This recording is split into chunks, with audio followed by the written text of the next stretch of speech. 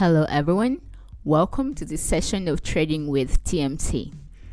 The purpose of this video is to learn where we can find the spread for the different currency pairs in the MetaTrader 5 platform and how to plot the ATR, which is the average true range for these different currency pairs for the different time frames as well.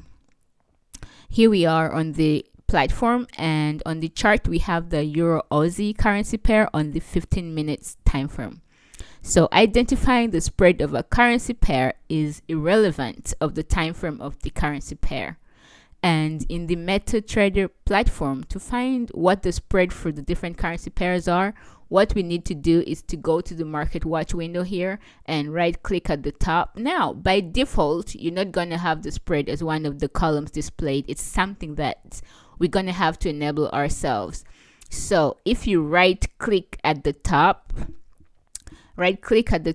and scroll down to columns menu here, then we can go ahead and choose spread. Obviously we can choose other things as well, but the one we want right now is the spread. So by clicking on the spreads, an extra column will be added. Now, what do all these numbers mean? Well, it really depends on what type of pricing the broker is offering. So this particular broker here, or this particular data source, is providing 5 decimal point pricing. That means the pip.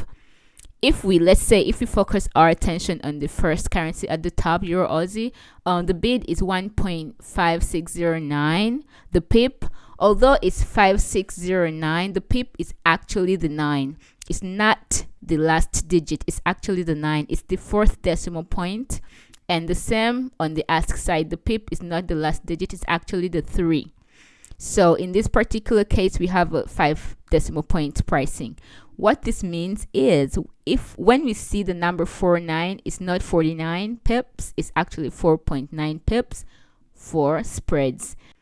If a broker is offering a 4 decimal point pricing, it means we cannot see the 5th point. It's like only up to 4. Then whatever number gets displayed here will actually be the spread. So we have to be careful with that. And the same applies to other currency pairs as well. So this is how we can find the spread for any currency pair we wish to look at. In order to add the ATR, we have to go to Insert Indicators, and you might either have it in the most recently used, or if you go to Oscillators, then you can choose the average true range here.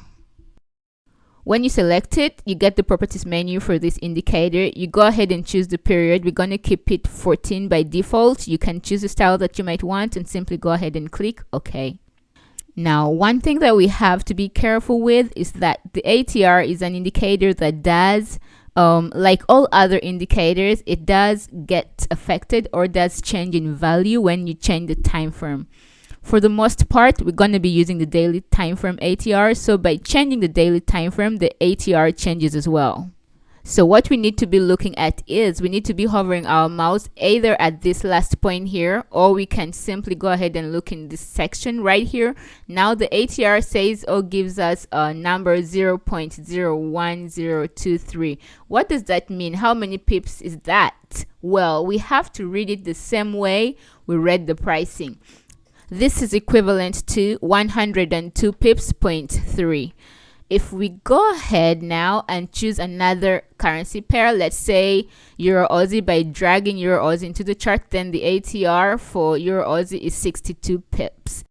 We see here 0.00626, that means 62.6 pips. Now the readings are a little bit different for yen currency pairs. So by reading here, we see 0.69. Now remember that yen is 2 decimal point pricing. So the way this is read actually is 69 pips of average range of volatility on a daily basis.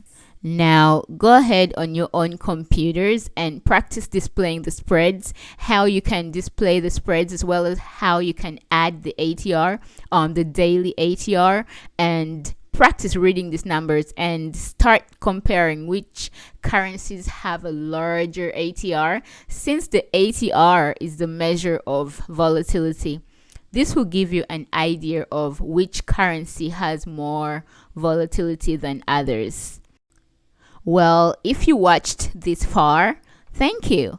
I hope this video was helpful to you in some way. Please do not forget to leave a question if you have any, and also hit the like and subscription button and subscribe to the MetaTrader, as this will motivate me to continue making these educational videos for you guys. Thank you for watching. Until next time.